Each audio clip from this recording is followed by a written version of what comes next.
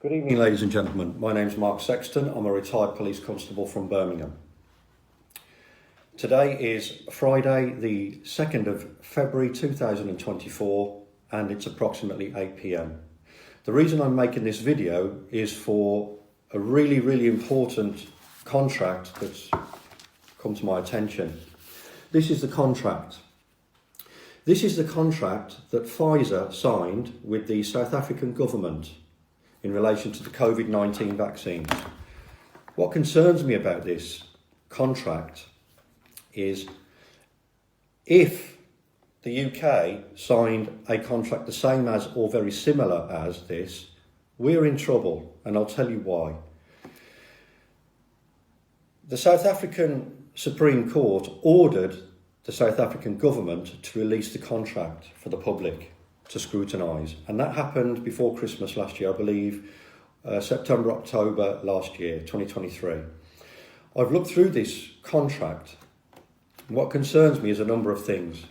First of all, and I will provide the link so you can access this contract, when you go to page number 7, which I've highlighted, and it's there, and you'll be able to see it for yourself. 1.56, section 1.56, vaccine, shall include all vaccines manufactured in whole or in part or supplied directly or indirectly by or on behalf of Pfizer or BioNTech or any of their affiliates that have intended for the purpose of prevention of the human disease COVID-19 or any other human disease, in each case which is caused by any of the virus SARS-CoV-2 and or any or all related strains, mutations, modifications or derivatives of the foregoing that are procured by purchaser. The vaccines are intended for the prevention of the vaccines, but they're not preventing it, are they? So the word prevention in the dictionary, it's very specific. Prevention is the act of stopping something from happening. Well, we now know, and have known for a long time, that the vaccines are not preventing SARS-CoV-2, COVID-19, or any of the mutations. So that is false information. Maybe at the time they thought so, but that suggests to me that those vaccines are not doing what they said on the tin. Naughty, naughty Pfizer. So going back and looking at page 21, section 5.5,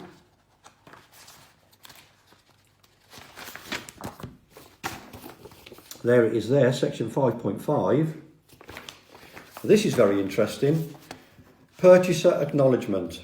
Purchaser acknowledges that the vaccine and materials related to the vaccine and their components and constituent materials are being rapidly developed due to the emergency circumstances of the COVID-19 pandemic and will continue to be studied after provision of the vaccine to purchaser under this agreement. This is the interesting bit. Purchaser, in this case the South African government, acknowledged that the long-term effects and efficacy of the vaccines are not currently known, and that there may be adverse effects of the vaccine that are not currently known. So here, in this contract, they're saying to the South African government, quite clearly, the long-term effects and efficacy of the vaccine are not currently known. So, what does efficacy mean? From the dictionary, the ability of something to produce the intended results. Pfizer are telling the government here, we don't know. Yet, if I recall, I'll take from our own experience, our own government and our own media and superstars and sports stars and influencers and GPs who were on TV, some famous people, famous people with big followings who do interviews on social media, on the television, were all saying, oh, it's 95%, 100% effective, safe and effective, 100%, 95%. But here, on page 21, Purchaser Acknowledgement, section 5.5, they're saying, we don't know.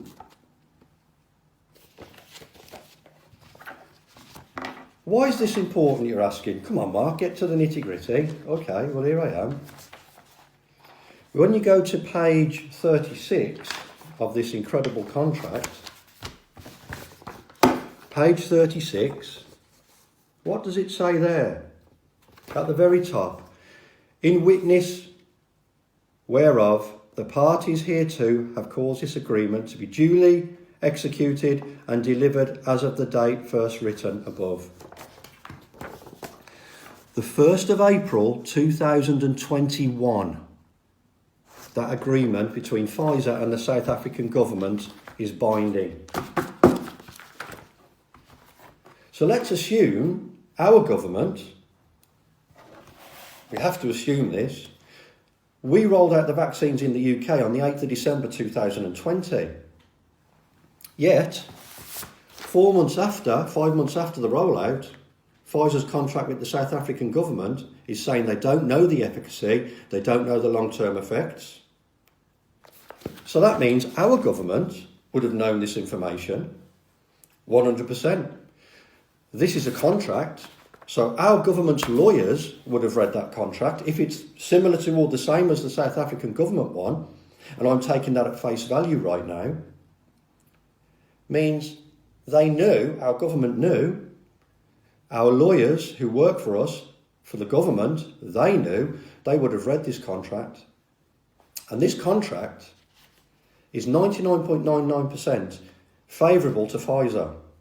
They've got no liability, no indemnity against anybody being sued, no third party can sue them. It's all in these different sections in this contract.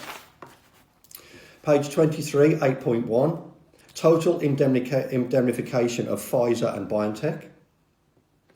Page 25, 9.1, insurance. They will not cover any third-party claims.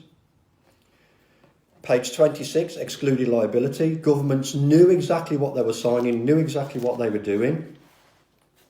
So why did our government sign a contract and an agreement where they knew something had long-term effects but they didn't know what they were, where they knew it wasn't effective, yet they were going on television every single day? Boris, Whitty, Valence, Van Tam, Sajid Javid. They were going on television and saying it was safe and effective. So they blatantly lied to the British people. Day after day after day. Let's not forget the vaccine minister, Nadhim Zahawi. So all these people working for us in government, in the civil service, knew if the contract was the same, that it wasn't effective, they didn't know if it was safe or not, and they gave it to the British people in the millions. And they spent billions buying this product from Pfizer. And have Pfizer committed fraud? Because it doesn't prevent. It's not preventing it. It would appear to be causing it. So how do we go about rectifying what these people have done, these heinous and disgusting crimes?